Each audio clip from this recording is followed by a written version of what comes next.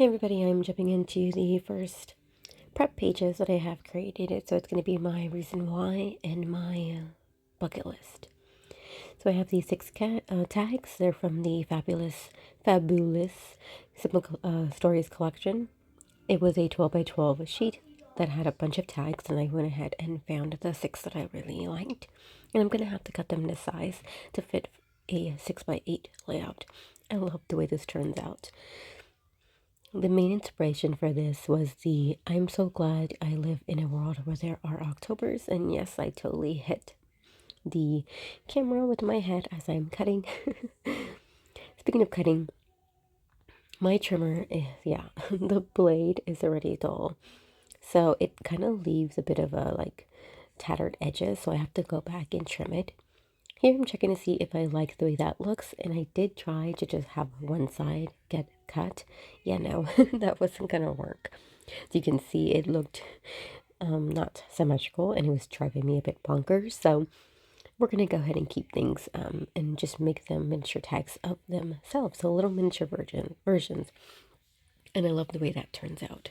So I'm gonna use this first one as a template, and I'm gonna do the same for all the other ones. The one that I have to do my journaling on in the middle there, I did have to trim it a bit more just because it didn't cut off the pattern paper off of one end. So it does look a smidge smaller, but I'm totally fine with that. I didn't have a lot of journaling to do. Again, keeping it super simple this year, and not having high expectations and just accepting things the way they are.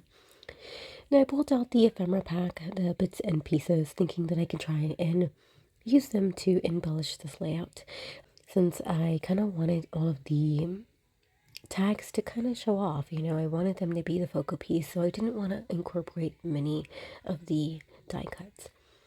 So you can see here I'm playing with them, and I decide, you know what, smaller scale icons is what I need. So I pull out the sticker sheet that's also within the collection, and I am so much more relieved and love the turnout. So I had a sticker bat. I do keep one of the die cuts, which is this cute little star cluster.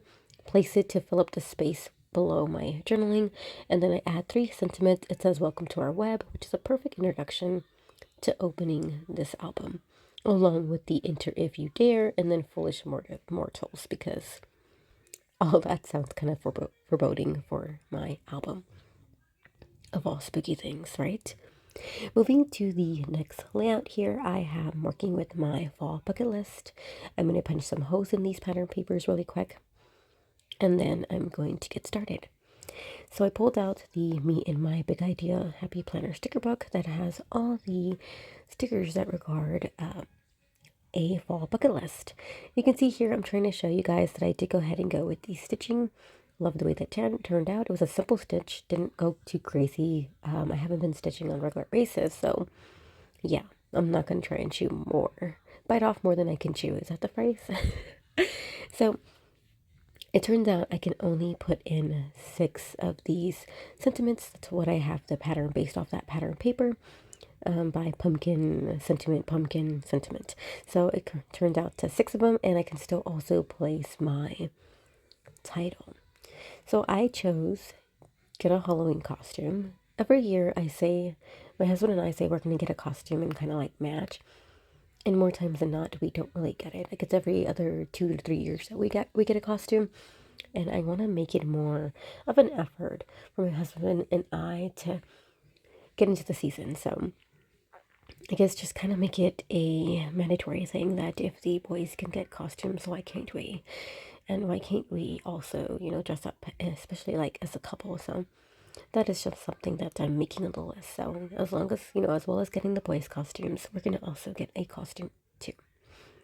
Visit a pumpkin patch and have a family game night, go on a hayride, take family photos, and read Halloween books.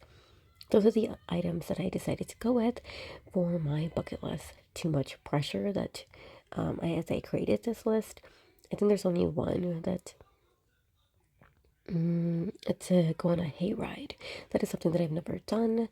Something so simple, and something that I'm hoping that we get to do since we are going to a corn maze this year. That is on the list. However, it is what it is. So again, no pressure. In this sticker book, there was also some letters that I could have just placed fall bucket list, but I didn't like the color combination, and I felt like it didn't go with the pattern paper below. So I decided to go with this banner sticker that was also within some of the sticker memory planner pages that book is already torn apart. It is probably one of the first seasonal books that I've gotten from the this brand, so I don't think it's available anymore. That's why it's all torn up. I have a little bit of remains of that book, but I go back to it time and time again. Now I am just going to finish off this layout by adding in some stars next to each of the sentiments here, and that pretty much is going to sum it up.